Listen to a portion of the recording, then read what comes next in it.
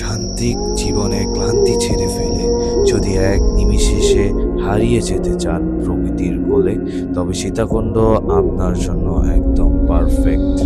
একই জায়গায় সৌন্দর্যময় পাহাড়, একই জায়গায় সমুদ্র, দুটি যেন একই সাথে মিলে রয়েছে। সীতাকুণ্ড। সকাল সবাইকে।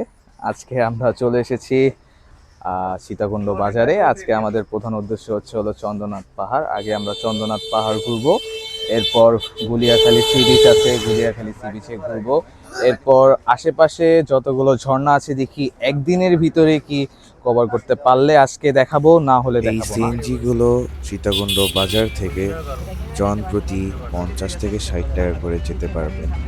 চন্দ্রনাথ পাহাড়ের নিচ পর্যন্ত লেগুনার ভাড়া 20 থেকে 30 টাকার মধ্যে। এখান থেকে সবকিছু লাঠি, অ্যাংলেট সবকিছু পাওয়া যাবে। এই লাঠি ভাইয়া কত করে জানিয়ে দিচ্ছেন আপনি? লাঠি 40 টাকা করে জমা দিবে, রিটার্ন করলে আবার 20 টাকা করে পাবেন। রিটার্ন করলে আরো 20 টাকা করে পাবেন। আর অ্যাংলেটও আছে না আপনার কাছে সবকিছু? হ্যাঁ, সবকিছু। আর ব্যাগ রাখার সুবিধাটা? ব্যাগ রাখা 20 টাকা করে। 20 টাকা করে এক ব্যাগ 20 টাকা। এগুলো হলো জমা দিলে আপনাকে এটা জমা দিতে হবে হলো 50 না 60 টাকা? লাঠিও 40 টাকা করে জমা দিতে হবে। 40 টাকা করে জমা দিতে হবে। 20 টাকা যদি আপনি আবার ফেরত দেন তার ক্ষেত্রে আপনাকে 20 টাকা তারা ফেরত দিয়ে দিবে। আমরা এখন অলরেডি চন্দ্রনাথ পাহাড়ের নিচ থেকে আমরা উপরে উঠছি। আমাদের সাথে আছে আমার বন্ধু ইমরান, আর পিছে আছে আকিব। এখন দেখি কতদূর উঠতে পারি। আমাদের আজকে মেন টার্গেট হলো আপনাদের চন্দ্রনাথ পাহাড়। দেখা যাক। সিঁড়িতে উঠতেই হাতের ডান পাশে শ্রী শ্রী সীতা মায়ের মন্দির। নিচে এই যে সিঁড়ি, মন্দিরের সিঁড়িটা, নিচে মন্দির। এদিকে আর গেলাম না আজকে। আমাদের আজকে মেন গন্তব্য হলো চন্দ্রনাথ পাহাড়। আপনাদের এখান দিক দিয়ে দুটি সিঁড়ি চলে গিয়েছে, একটা হচ্ছে সিঁড়ির আর একটা হলো খাড়া। আপনারা সিঁড়ির পথটা না গেলেই আপনাদের জন্য বেটার।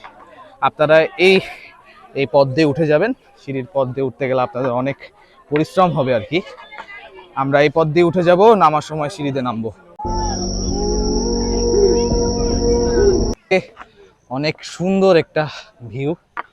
আসলে সীতাকুণ্ড যারা আসেন নাই এখনো, সীতাকুণ্ডের সৌন্দর্য এখনো কেউ দেখেনি। দিক দিয়ে মানুষ নামে আর এদিক দিয়ে হলো মানুষ উঠে। আমরা এদিক দিয়ে উঠে যাচ্ছি আর কি। বাংলাদেশের অন্যতম জনপ্রিয় পর্যটন ও তীর্থস্থান চন্দ্রনাথ পাহাড়। প্রায় 1152 ফুট উচ্চতা এই পাহাড়ের চূড়া থেকে দেখা যায় পাহাড়, সমুদ্র, প্রাকৃতিক মনোমুগ্ধকর। এই মন্দিরটি হচ্ছে শ্রী শ্রী তিরুপক্ষ মন্দির। এই মন্দিরের আরেকটি উপরে রয়েছে হলো চন্দ্রনাথ পাহাড়। মন্দিরের পাশ দিয়ে রোডটি চলে গেছে, সেটি হলো আপনার ওই যে চন্দ্রনাথ মন্দির যেটা বলে। এই যে চোখ করে আপনাদেরকে দেখাইলাম, এটা হলো আপনাদের সেই চন্দ্রনাথ মন্দির। চন্দ্রনাথ যে পাহাড় নাম করা হয়েছে, এই মন্দির থেকে নাম করা হয়েছে। আমরা ইতিমধ্যে চন্দ্রনাথ পাহাড়ে উঠে গিয়েছি।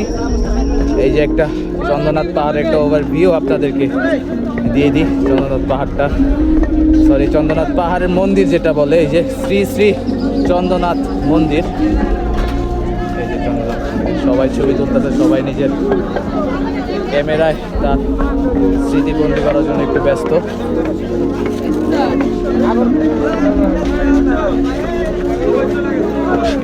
এখানে যারা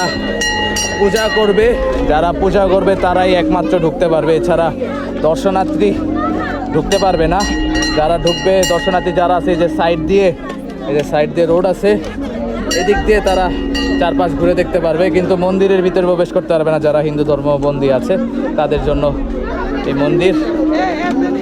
আমরা ইতিমধ্যে চলে এসেছি গুলিয়াখালী সি বিচে। অপরূপ সৌন্দর্যে ভরা গুলিয়াখালী সি বিচ। আমরা এখন গুলিয়াখালী সি বিচে। কি খালি?